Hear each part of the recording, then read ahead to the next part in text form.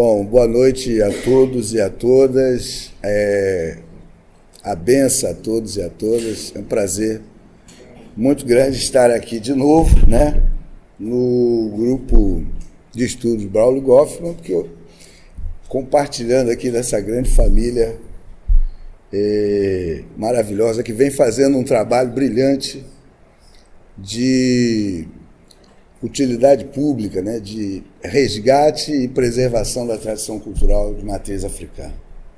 Eu me sinto, honestamente, honrado de fazer parte desse grupo e poder contribuir, né, com os estudos e pesquisas desta casa.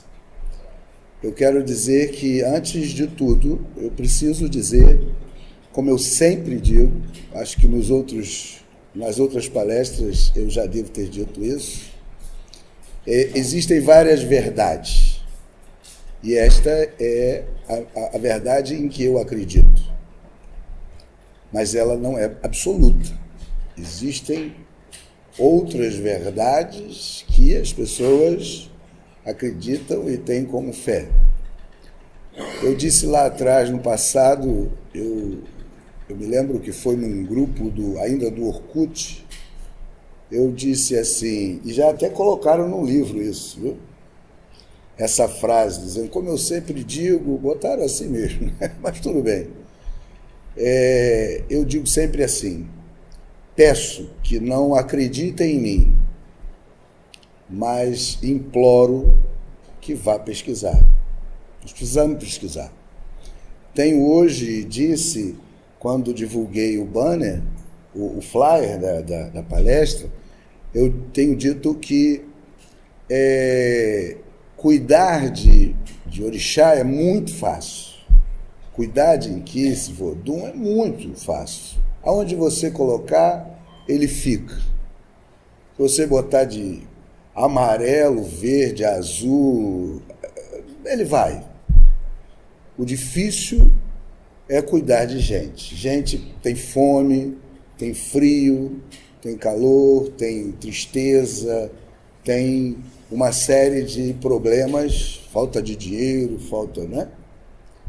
Cuidar de pessoas é que é a grande dificuldade. E nós precisamos saber cuidar de cultuar pessoas através de orixá. E não orixá através de pessoas. Preciso pensar nisso, discutir isso. Antes de falar de Abiku, eu estava procurando aqui na minha ficha e eu estava vendo que eu não anotei isso, então eu quero começar de trás para frente, dizendo que o Abiku é aquele que nasce determinado a morrer. O nome já diz, nasce para... Mas todos nós nascemos para morrer. Todos nós. Então, todos nós somos Abiku? Não. Nós, diferente deles, são uma confraria de crianças que são extremamente unidas e que estabelecem, ao nascer, o momento de retornar. Ainda criança. Ainda uma criança. Então, esse é uma categoria. Mas nós temos algumas confusões que são feitas e que eu digo que ainda não ouvi ninguém discutir sobre isso, que é o que eu chamo de Igê. Quem aqui já ouviu falar na categoria de Igê? Alguém já ouviu? Então, Igê é aquela criança que nasce e coloca em risco a vida da mãe, ou, muitas das vezes, mata a mãe. O Abiku é a criança que nasce determinada para morrer, ainda criança, e que você precisa cuidar dela para que ela não morra e cuidar dela a vida inteira para que ela não morra. O Igê, ao contrário disso, nasce dizendo assim: quando eu quiser colher quando eu quiser comer. Eu vou no fundo do quintal, eu vou pegar uma raiz e eu vou encontrar inhame. Eu não preciso de ninguém. Ele já nasce colocando em risco a vida da mãe. Se não precisa de mãe, precisa de pai? Menos ainda. E aí, quem é que precisa se cuidar a vida inteira? A criança ou o pai e a mãe? Então, nós temos questões que precisamos discutir e conhecer para que a gente possa entender essa questão diferente. Desculpe, tenho hoje consciência de que sou uma pessoa meio que polêmica, porque trago algumas informações que contradizem o que está posto, mas é importante que a gente tenha essa oportunidade, que eu agradeço ao Jassanã e ao Grupo Braulio Goffman, a oportunidade de estar dizendo.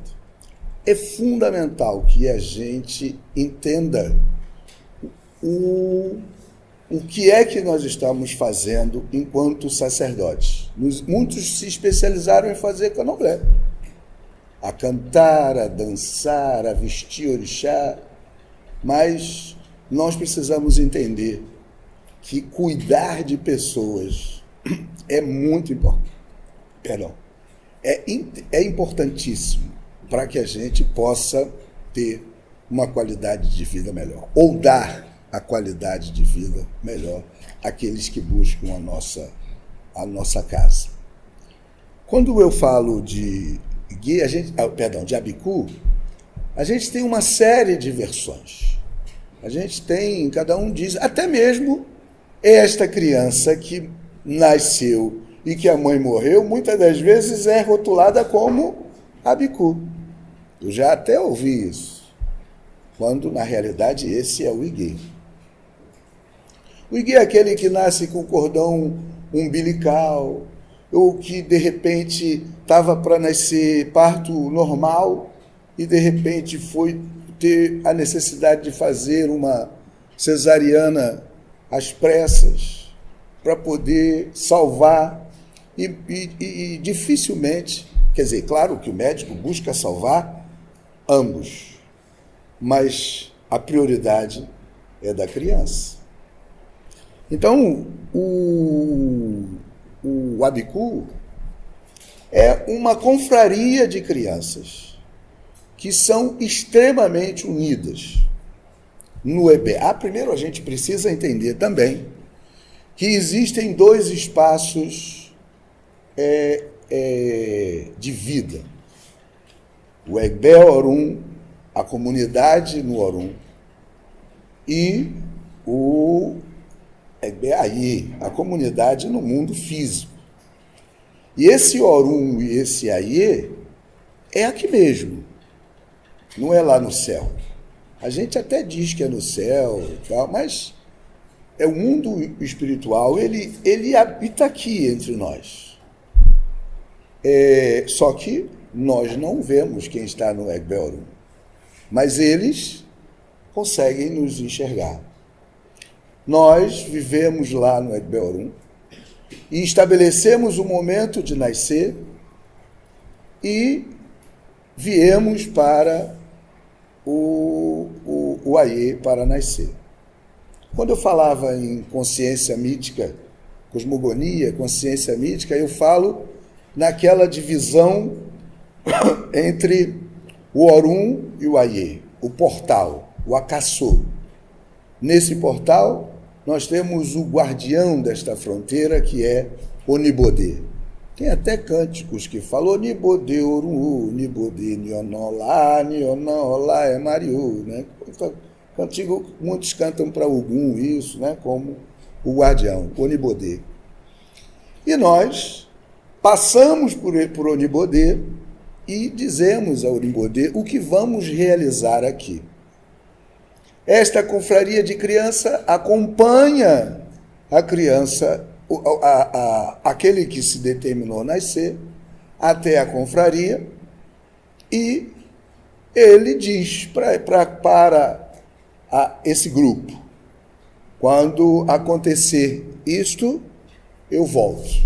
Quando o ojá, aquele pano que a mãe amarra a criança nas costas, rasgar, estiver velho, rasgar, eu caio e volto. Quando ela estiver fazendo o mingau e a brasa, a lenha queimar toda, eu volto. Quando... Enfim, várias são. Quando eu for a hora de ir para o casamento, eu volto. Quando eu conquistar fama, eu volto. E essa confraria registra isso. E como o Ebé Orum é aqui mesmo, o Orum e o Aie é aqui mesmo, acompanha essa criança. Eu fico vendo aqueles filmes, esses filmes, até ultimamente eu não tenho nem podido ver muito na televisão, mas eu me lembro de um filme, não sei se vocês viram, que era Morrendo e Aprendendo. Morrendo e Aprendendo era o nome do filme, onde um motorista começa a olhar um casal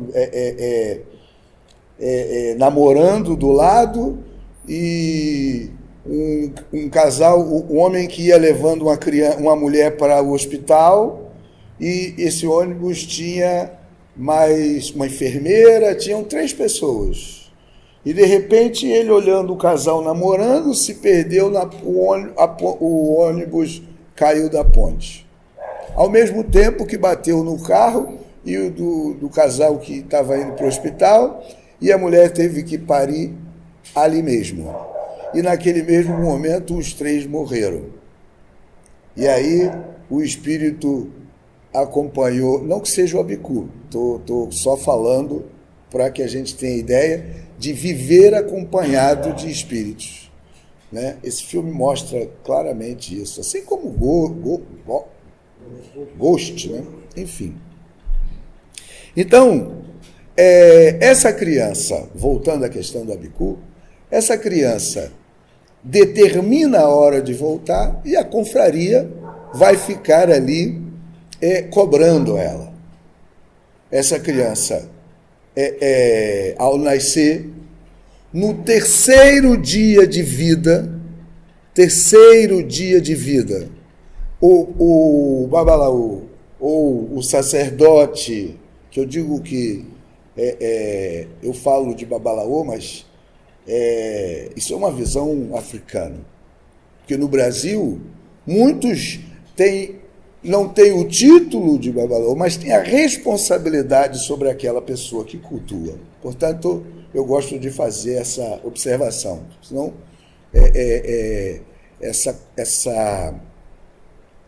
essa visão, né, de Fá acaba sendo extremamente deturpada.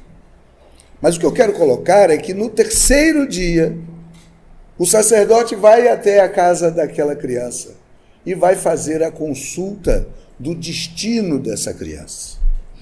E no sétimo, um ritual chamado Akosé Diaye. E no sétimo dia, se for menina, no oitavo, se for gêmeos, no nono, se for menino, é feito o ritual do nome para essa criança. Ora, no terceiro dia, o sacerdote sabe qual é o destino. E, ao saber do destino, vai estabelecer as interdições. E o que o Candomblé fez, que nós fizemos, muitas das vezes, com os nossos filhos, entendendo que isso era apenas uma religião. Vou deixar ele crescer para que ele escolha qual é a religião dele. E aí, muitas das vezes, ele não cresce, morre antes.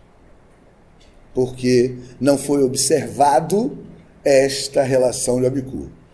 E há aqueles ainda que acham que ser Abiku é algo superior. Eu sou Abiku. E aí eu digo que ele não é Abiku. porque, na realidade, o Abicu tem uma característica diferente deste que tem a questão da incorporação. Vamos chegar lá. Então, é só para entender que essa família, em uma mesma família, quando muitas crianças nascem e morrem sucessivamente, acredita-se que tratar da mesma criança. Às vezes é na mesma mãe, às vezes é na tia, ou é na irmã, enfim, na mesma família, quando há sucessivas mortes ainda de criança, nascimento e morte, acredita-se que seja ainda o espírito desta criança que vem e volta, vem e volta. Essa confraria, ela é extremamente unida. E aí nós vamos ver isso nas escolas, nós vamos ver isso na nossa infância. No nosso período de escola, nós tínhamos amigos que eram extremamente unidos e que eram carne e unha o tempo inteiro, aquele grupo, né, extremamente unidos.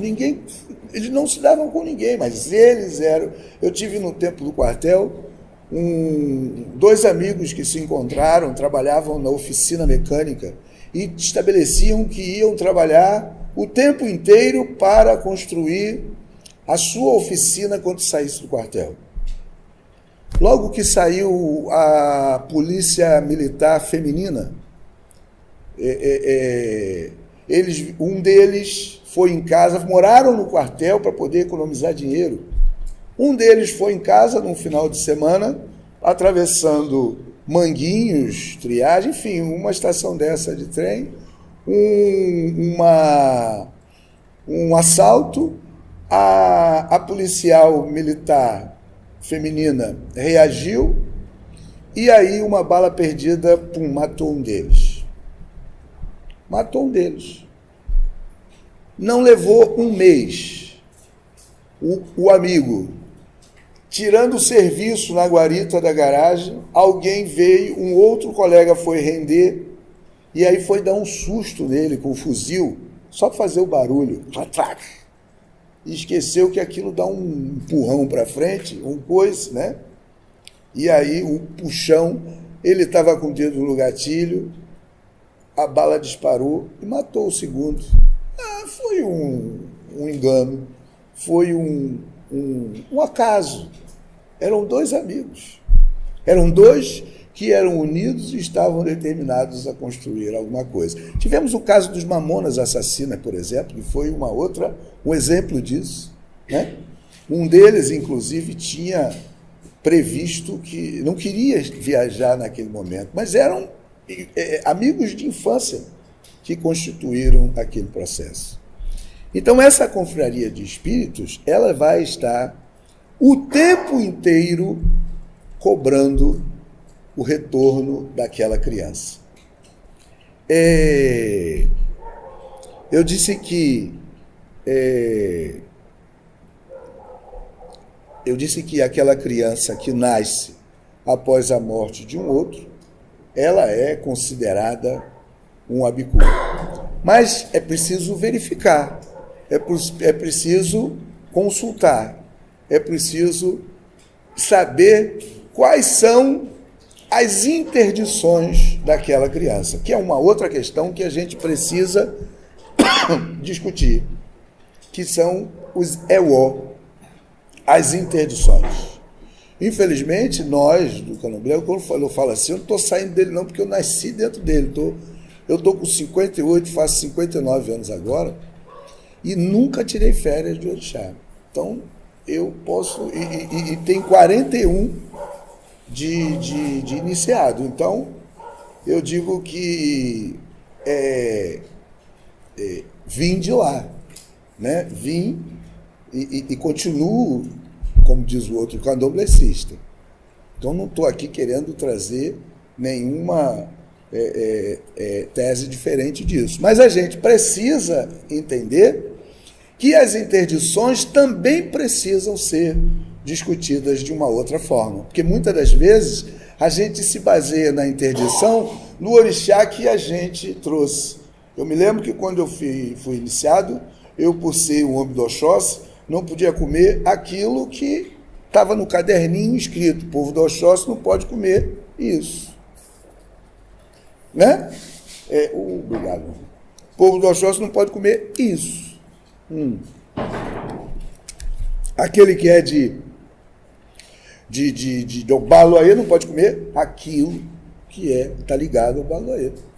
Mas estas diferenças, que muitas das vezes, como eu disse, no caso dessa criança, que o sacerdote descobre que ele determinou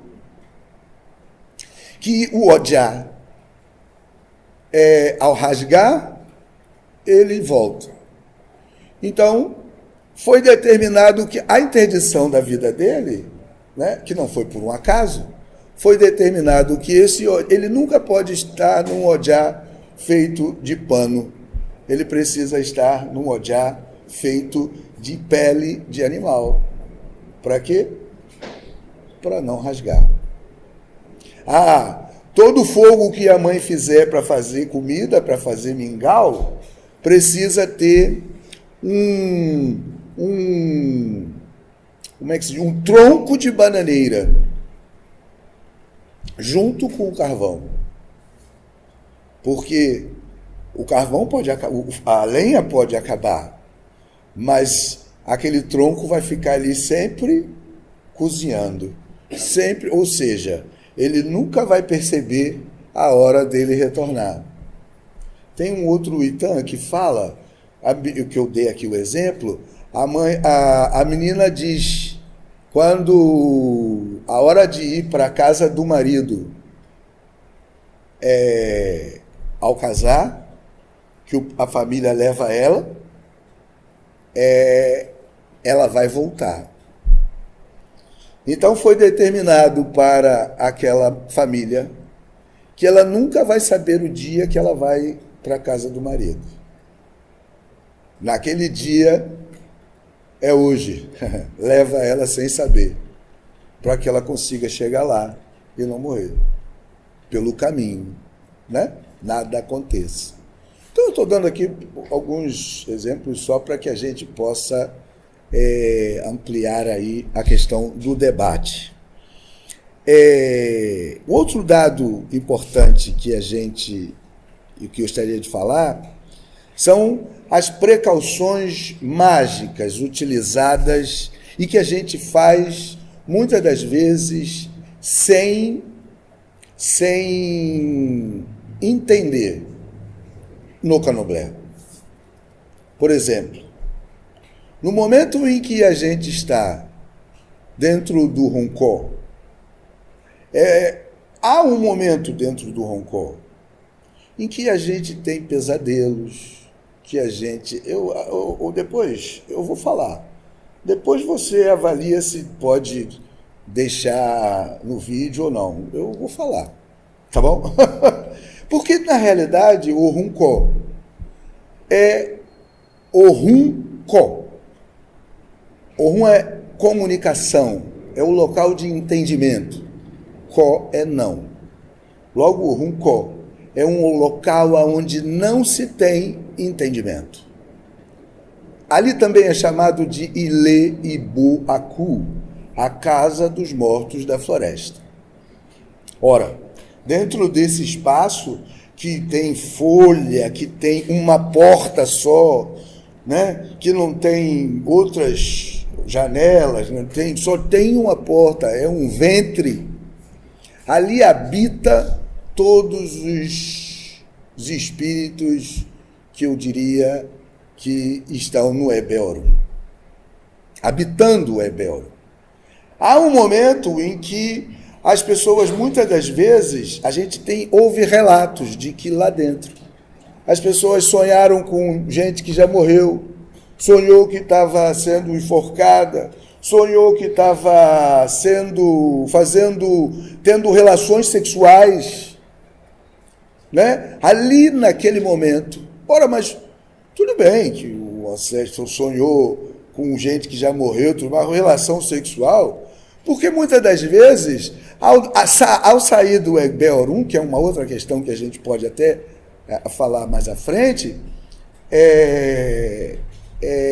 muitas das vezes você deixa marido comprometido no Egbeorum. E ao nascer, marido não veio.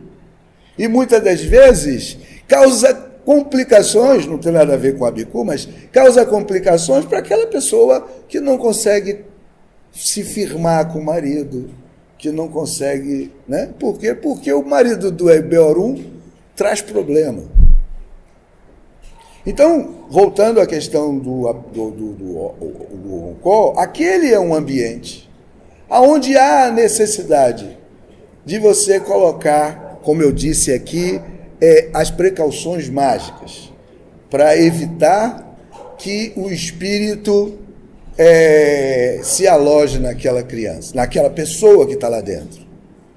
Quando ele começa a colocar Chauro, Idé, Ileque, começa a colocar coisas dentro dela, para quê?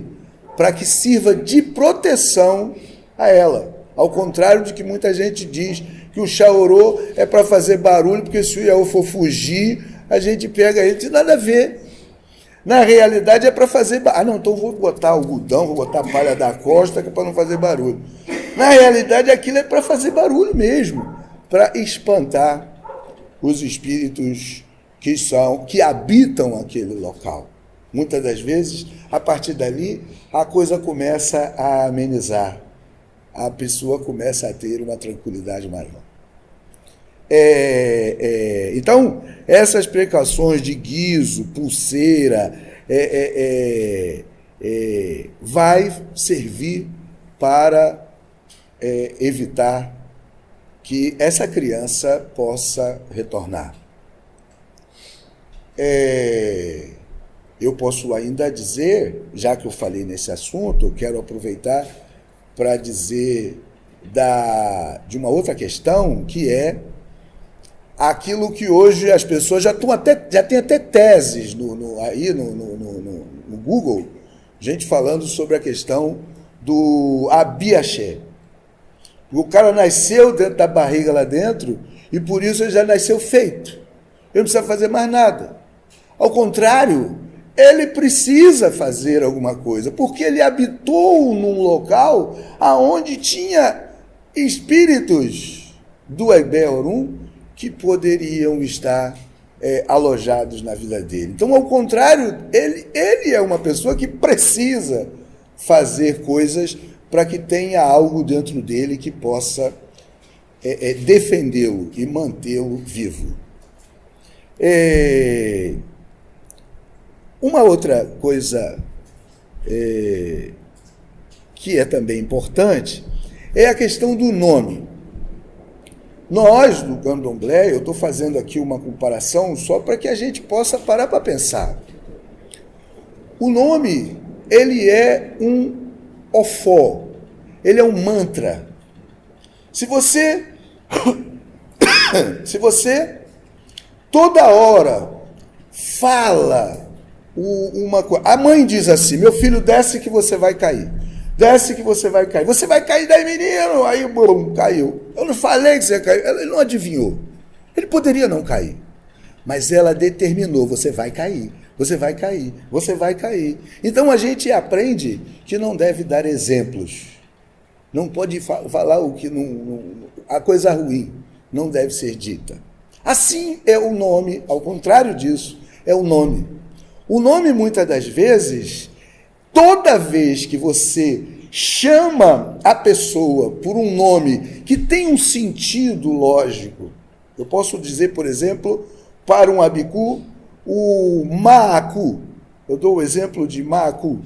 Ma é não, Ku é morrer.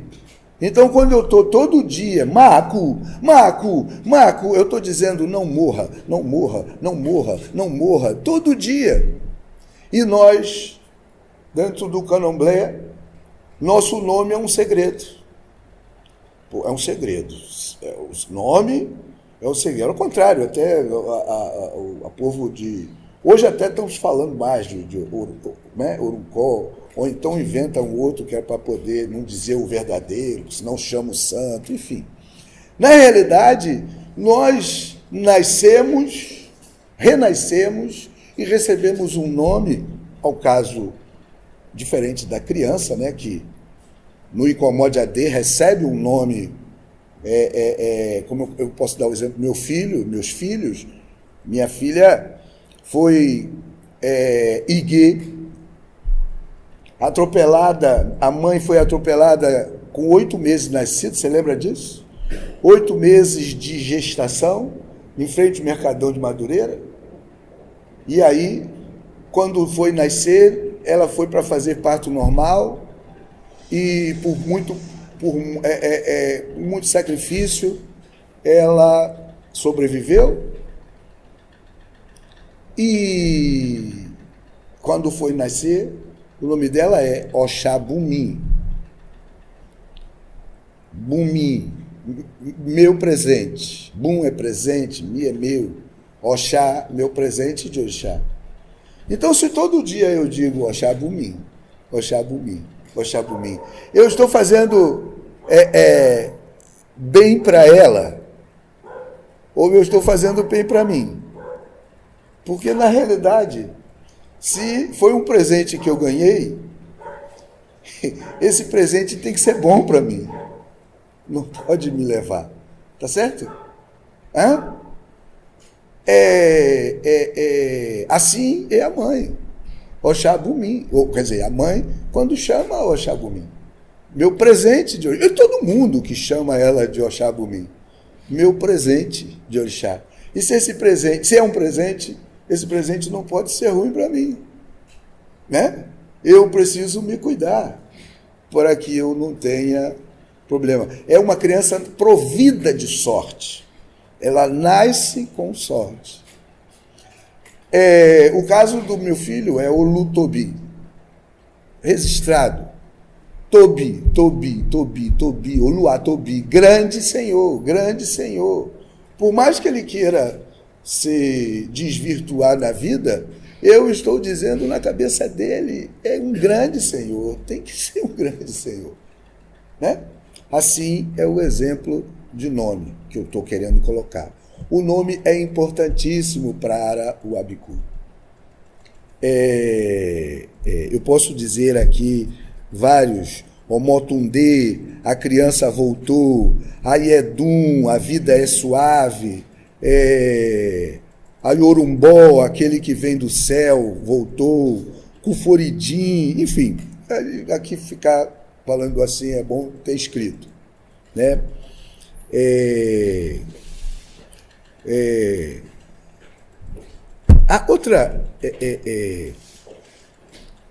Outra coisa que é também importante, como eu já falei, o diagnóstico. É preciso ter um diagnóstico. Né? É preciso ter... Uma outra questão que as pessoas muito falam é sobre a questão de se raspa ou não raspa a cabeça. Raspar a cabeça não é sinônimo de iniciação. Senão, eu estou raspando a cabeça toda semana, pô. Aliás, essa semana eu preciso ir lá. Você raspou a cabeça hoje, hein, ô Márcio? Né? Raspar a cabeça não é sinônimo disso. O que é importante é que essa criança, Abiku, ela precisa passar por um processo iniciático também. Só que o processo iniciático, ele é diferenciado. Por que eu digo que ele é diferenciado? Porque no processo iniciático, quando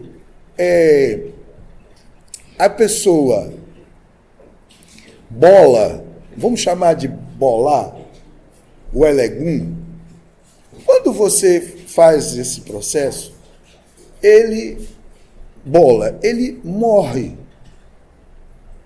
E, morto, a gente vai fazer alguns procedimentos. Para depois, no sungide, o acordar de um sono profundo, ele renascer, enquanto aquele orixá que a gente vai colocar nele. Estou falando assim a grosso modo, porque senão o tempo não dá. Mas a gente abre para o debate. Ora, esta criança, se ela não pode morrer, ela não pode passar por isso.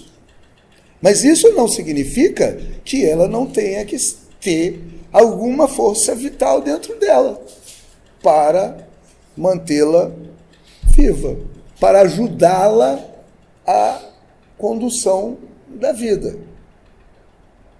A questão de raspar já disse, não, vou botar, porque tem que botar numa cabeça. Eu não estou aqui querendo dizer se está certo ou se está errado. Eu estou querendo dizer, porque hoje virou uma regra, né? O abicu bota uma cabaça na cabeça, tem que sacrificar na cabaça, não sei o quê, não pode raspar a cabeça.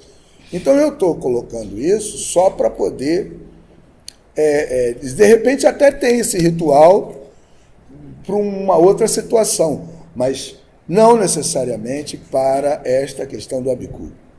Raspar a cabeça não significa fazer santo. Senão, estou fazendo santo toda semana, quando eu vou lá no barbeiro, eu raspo minha cabeça. Você também está raspando a cabeça toda semana. A questão está neste chamamento.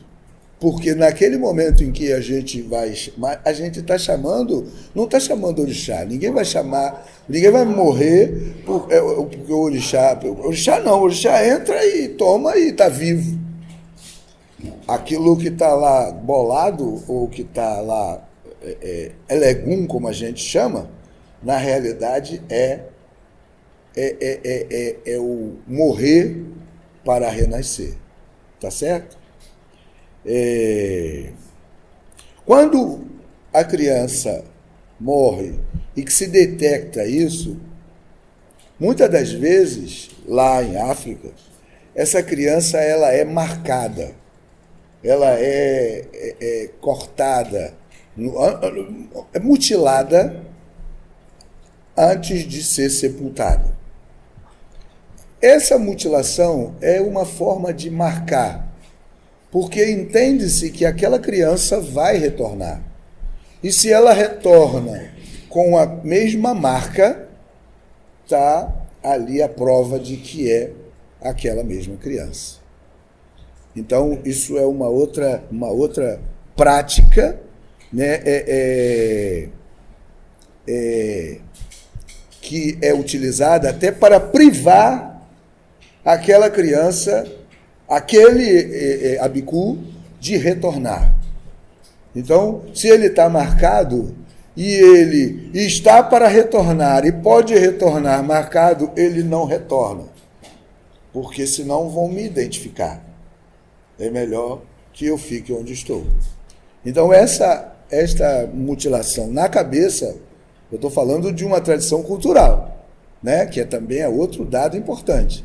Nós precisamos olhar a cultura do outro com os olhos do outro. Não adianta olhar a cultura do outro com os nossos olhos, porque a gente vai achar tudo uma loucura, não é verdade?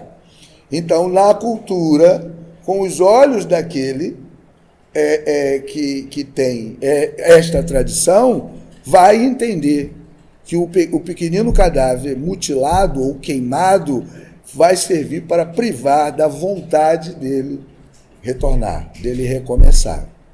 E se por um acaso ele retornar, ele vai ser tratado, então, de uma forma diferente.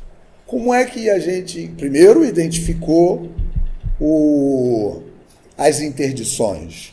Identificou que é preciso fazer oferendas. E quando é que a gente, quer dizer, quando é que... Aí eu quero dizer das oferendas. Eu até falei, talvez eu tenha dito isso naquela fala que tive aqui sobre o axixê, né? Eu acho que falei sobre isso, sobre aquele balaio que vai com um monte de comida dentro, que vai com um monte de sacrifício, que vai com um monte de coisa. Que aí você é o balaio daquele legume. Na realidade, é um monte de comida que você vai fazer para alimentar os outros que lá estão esperando ele chegar. A mesma coisa é o Abicu. Em determinado momento, como por exemplo, na data do seu aniversário, na data que antecede o seu aniversário, a gente muitas das vezes faz oferenda a Abicu.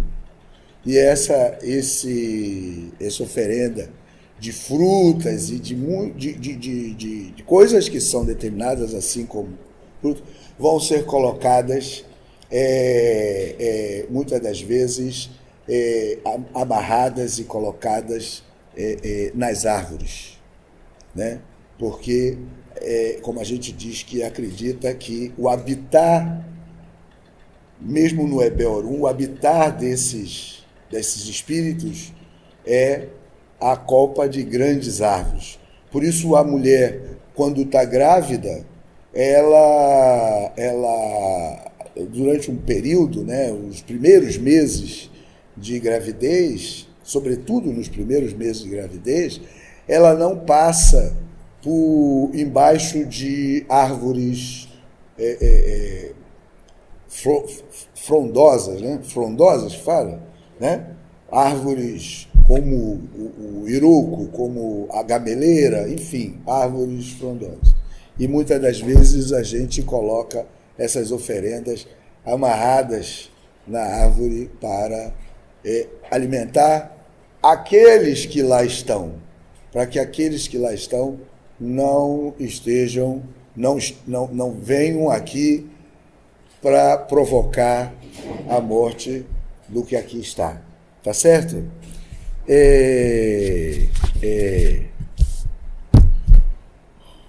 Oh, meu pai. Então, ora, mas se nós entendemos, é uma outra questão que é discutível. Para nós aqui, muitas das vezes, mesmo antes dele ser iniciado, existe a incorporação, né? Muitas das vezes antes dele ser iniciado. Mas para a tradição cultural iorubá, a incorporação plena, ela ocorre quando aquele espírito, aquela matéria está preparada para isso. Então, eu diria que ela só vai estar incorporando plenamente, volto a dizer, eu estou falando de tradição cultural iorubá. Ela precisa ser iniciada e preparada para suportar o ancestral. Diferente da gente aqui que começa a passar por um processo de invocação, de desenvolvimento, né? Para poder incorporar. Então, eu estou falando isso até por conta daquilo que eu disse lá atrás. O processo iniciático dele é de uma forma tal que ele não tenha, não passe por essa questão da incorporação. Tá certo? Não sei se fiquei claro. Ficou?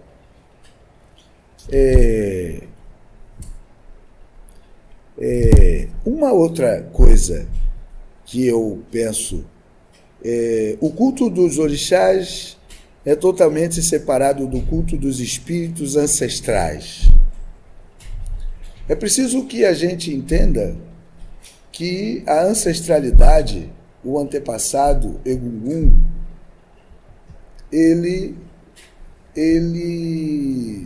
quer dizer, essa observação que eu fiz aqui é para mostrar, na realidade, que ao contrário disso, quando nós, eu até hoje mesmo estava falando sobre isso, eu fui iniciado de Oxóssi, Oxóssi com Oxum. Eu não tenho como provar se sou descendente Yorubá, ou se sou descendente Banto, ou Fon, quem sabe, ou Quimbundo, ou do Togo, não sei. Tantos africanos vieram para cá. Se eu não sei, imagina o mais clarinho ali, o Mário, ou ele aqui, ó, né? Mais clarinho, do olho azul, né? Então o orixá, quer dizer, lá, nós cultuamos o ancestral de nossa família. E ele é o nosso antepassado. Então, não há esta separação do culto de Lesse Orixá e Lesse Egum. Não existe isso. O orixá é um ancestral. Eu mostrei isso em Cosmogonia.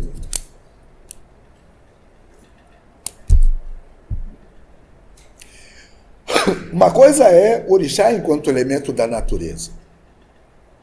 A outra coisa é orixá enquanto ancestral divinizado. E esse que chega e que a gente cultua é um ancestral divinizado. Aquele que deixou filhos, deixou continuidade. Tem até um Itã que fala que o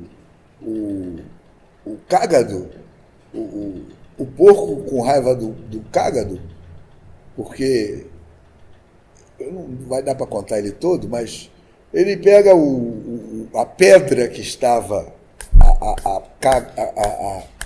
a fêmea estava lá moendo condimento, em cima do casco do ajapá, e aí ele, com raiva, porque ela não para, ele pega, estou cortando, então, senão vai ser muito longo, aí atira pela janela, e o cágado então vem, o ajapá volta e diz: que barulho é esse? Que bagunça é essa que está fazendo na minha casa?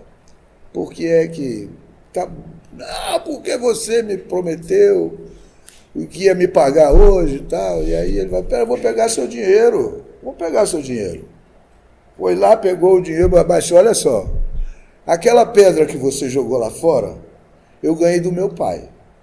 E meu pai ganhou do meu avô. Meu avô ganhou do meu bisavô. Meu bisavô ganhou do meu tataravô. Ou seja, a pedra era ele mesmo, né? Nós somos esta herança, nós somos esta continuidade do nosso pai, do nosso avô, do nosso bisavô, do nosso, né? Então, chegamos até o nosso ancestral, que seja Xangô, seja Lugunedé, que seja Oyá, que seja o Baluaê, que seja, né? Então, o culto, ele da ancestralidade, ele está vinculado. Nós precisamos cultuar nossos ancestrais constantemente. E cultuamos ele através de quem? Do nosso pai. Seja ele vivo ou morto. O nosso pai. É ele que vai, através dele, chegar até a nossa ancestralidade.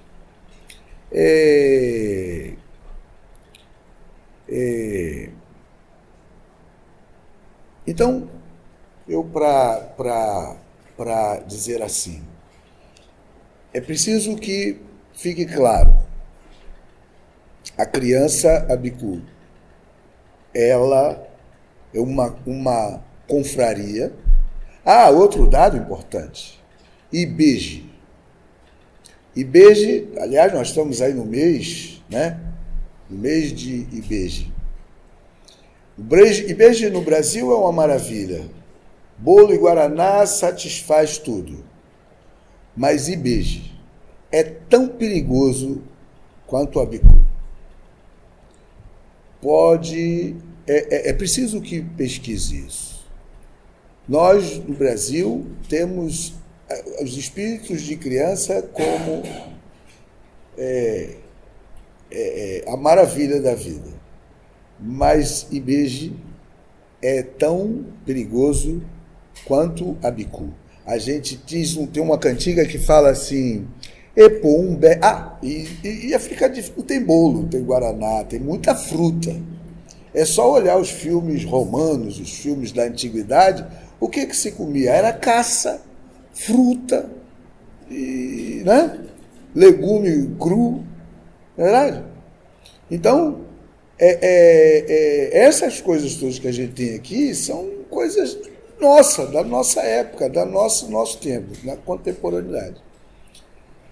Então tem uma cantiga que diz: Epombé, Uaumbéu, Epombé, Uaumbéu, Hawanibotoye, Hawanibotolatibi, Epombé, Uaumbé. Se eu tenho azeite e se eu tenho feijão,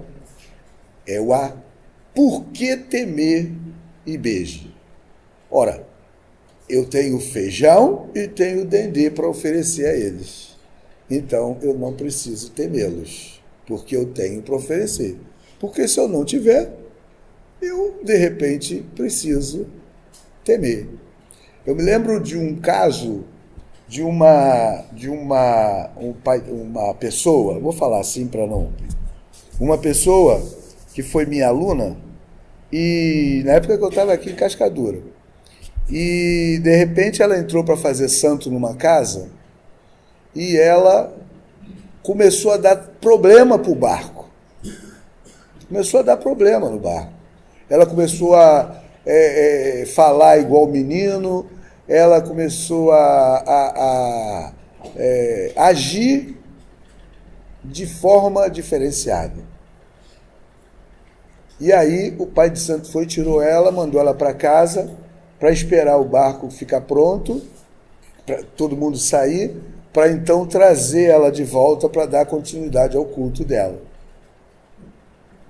E nesse meio tempo eu fui chamado para ir lá olhar para ela. E aí eu descubro que essa menina tinha sido, que aquilo que estava perturbando ela lá dentro, ela era gêmea. Ela era gêmea. E o irmão que morreu é que estava perturbando, justamente naquele momento em que ela estava lá dentro. Então, é preciso que a gente tenha entendimento do que é Ibeji, do que é Igê e do que é Abiku. A Abiku é aquela criança que nasce determinada a morrer numa determinada época, seja menino, seja menina. Uma confraria de crianças que nasce determinada para morrer. Nasce depois de sucessivos abortos, não abortos provocados, mas abortos espontâneos, né, que se fala, né? Nasce depois de determinados... Nós tivemos agora aí, ó, um caso de uma... Eu me lembro de um caso de uma menina que, no meio do coisa, botou uma coisa na boca lá, morando no lixão, e aquilo era um pó envenenado e morreu. Ela aprendeu a botar na boca. Ela disse: quando eu volto. Quando eu começar a engatinhar ou a andar, eu volto. Começou a engatinhar, chegou perto da janela e brucutu. A nossa menina, que agora é ruim até a gente lembrar isso, mas é uma indicação também. Podia ter pego na mãe, podia ter pego no motorista, podia ter pego qualquer um. Mas foi justamente na Ágata, né? Então, isso são exemplos de determinações feitas para a questão da Abiku. A gente tinha muito mais coisa para dizer, até eu fiquei preparando até Itãs, enfim, para a gente estar lendo, mas vai tomar muito tempo e eu queria ouvir vocês, o que é que vocês têm de coisa em que a gente possa estar dialogando. Tá legal? Tudo bem?